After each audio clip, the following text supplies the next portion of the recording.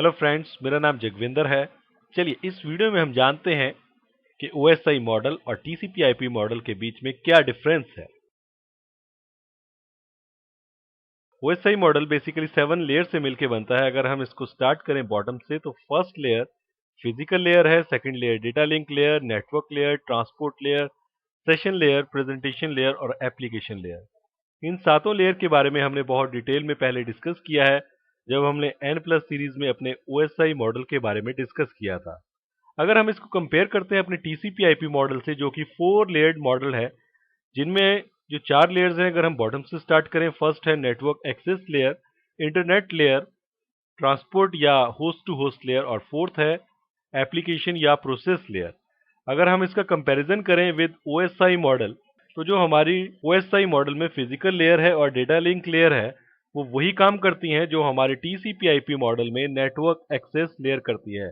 यानी कि इन दोनों लेयर्स का कॉम्बिनेशन जो फंक्शंस परफॉर्म करता था, जो हमने पहले OSI मॉडल में डिस्कस किया है, वो सारे के सारे काम नेटवर्क एक्सेस लेयर हमारे लिए TCP/IP मॉडल में परफॉर्म करती है। यानी कि फिजिकल कनेक्टिविटी से लेके डेटा लिंक लेयर में डेटा को एनकैप्सुलेट करना, हार्डवेयर एड्रेसेस या फिजिकल एड्रेसेस को प्रोवाइड करना हमारे नेटवर्क एक्सेस लेयर का काम है TCP/IP मॉडल में।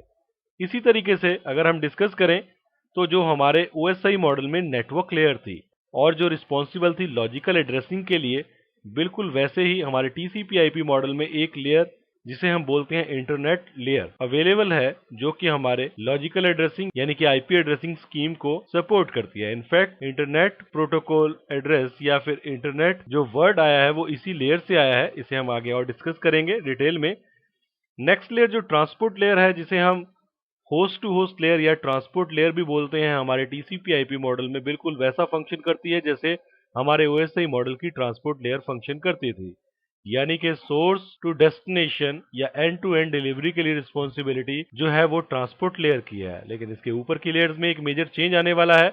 हमारे OSI मॉडल में जो काम हमारी सेशन लेयर, प्रेजेंटेशन लेयर और एप्लीकेशन लेयर मिलके करती थी, हमारे TCP/IP मॉडल में वही काम हमारी एप्लीकेशन या प्रोसेस लेयर अकेले परफॉर्म करती है। यानी कि एक ही लेयर है एप्लीकेशन लेयर, जो कि कॉम्बिनेशन है of session, presentation and application layer. और जब हम इसे कंपेयर करते हैं विद OSI मॉडल, तो ये तीनों लेयर्स का काम यानी कि सेशन को क्रिएट करना, डेटा को एनक्रिप्शन और डिक्रिप्शन करना जो कि प्रेजेंटेशन लेयर का काम था, और एप्लीकेशन लेयर यानी कि एप्लीकेशंस और बाकी लेयर्स के बीच में इंटरफेस का काम करना TCP/IP मॉडल में एक ही लेयर का काम है, और वो है एप्लीकेशन या प्रोसेस लेयर।